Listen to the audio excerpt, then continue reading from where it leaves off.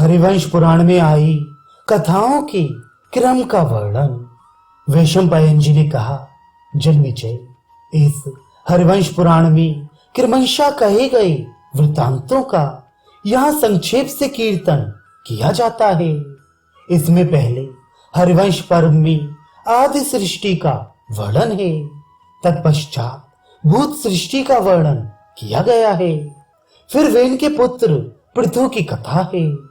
इसके बाद मनुओं का वर्णन, व्यवस्थित मनु के कुल की उत्पत्ति तथा धुंधुमार की कथा आई है।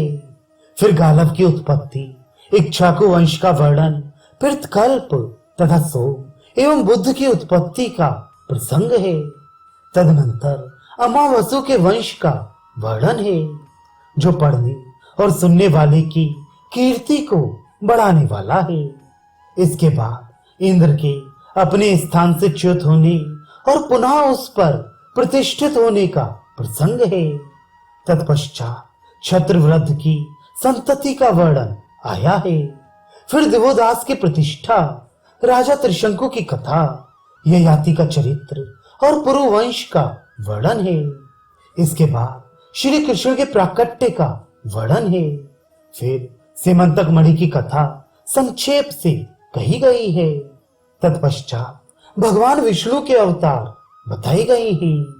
तदनंतर तारकामय युद्ध का प्रसंग है।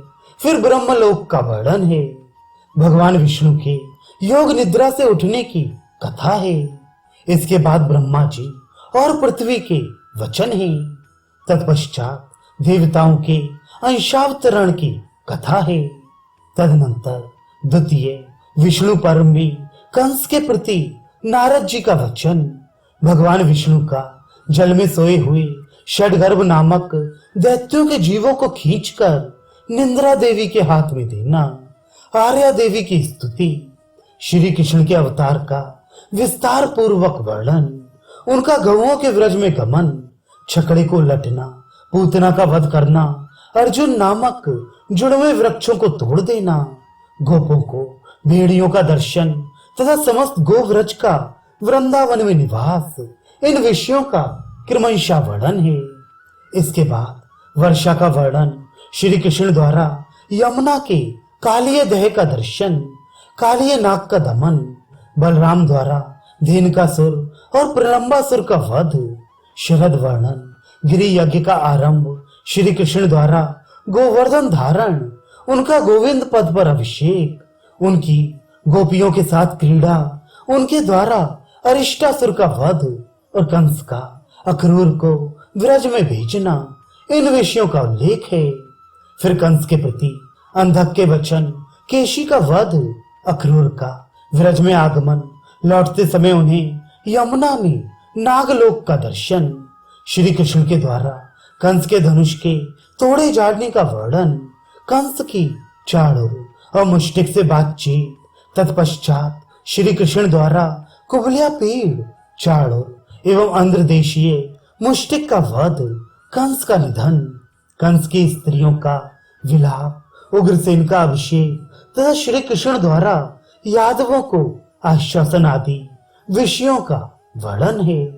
बलराम और श्री कृष्ण का गुरुकुल से विद्या पढ़कर लौटना, जरासंध का मथुरा पर घेरा डालना और पराजित होकर लौटना, विकद्रु का भाषण, श्री कृष्ण और बलराम को परशुराम जी का दर्शन और उनसे बातचीत, उन सबका गोमंत पर्वत पर चढ़ना, जरासंध का आक्रमण, उसके द्वारा गोमंत पर्वत का दहा, श्री कृष्ण और बलराम का करवीरपुर में जाना, श्री कृष्ण द्वारा श्रृगाल का वध तथा दोनों भाइयों का मथुरा में आगमन आदि प्रसंगों का वर्णन है। इसके बाद बलराम द्वारा यमुना का आकर्षण, यादवों का मथुरा से हट जाना और काल यवन का युक्ति पूर्वक वध, इन विषयों का वर्णन है।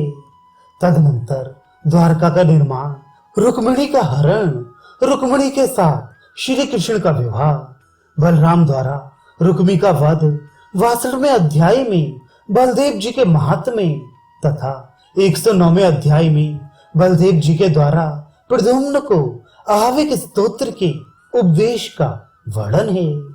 फिर 63वें अध्याय में नरकासुर के वध का वर्णन है। तदनंतर पारिजात हरण, द्वारकापुरी का पुनः विशेष रूप से निर्माण, द्वारकापुरी में प्रवेश, सभा में प्रवेश, नारद जी के वचन तथा वृषणी वंश की परंपरा का वर्णन है।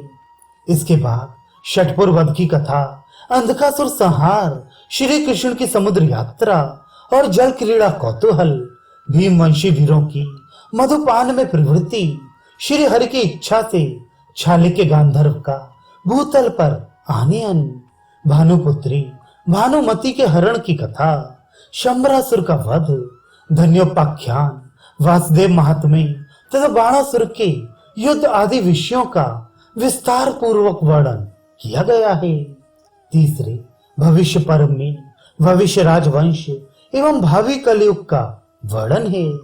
फिर पुष्कर प्रादुर्भाव का विस्तार पूर्वक वर्णन किया गया है। तत्पश्चात भगवान की वराह, नरसिंह और वामन अवतार की कथा का अधिक विस्तृत वर्णन किया गया है। तदनंतर श्री कृष्ण की कैलाश यात्रा, पौंड्रक वध तथा हंस और डिंभक के मारे जाने के प्रसंग का वर्णन आया है। नृपश्रेष्ठ तत्पश्चात महादेव जी के द्वारा त्रिपुर के संहार की कथा है। इस प्रकार हरिवंश के वृतांतों का यह संक्षिप्त संग्रह बताया गया है। यह समस्त पापों का नाश करने वाला है। कुरुश्रेष्ठ जो एकाग्र चित्त होकर प्रतिदिन सायंकाल और प्रातः काल इस वृतांत को सुनता है, वह सफल मनोरथ होकर भगवान विष्णु के धाम में जाता है। यह वृतांत धन, यश और आयु की प्राप्ति कराने वाला तथा भोग और मोक्ष रूपी फल को देने वाला है।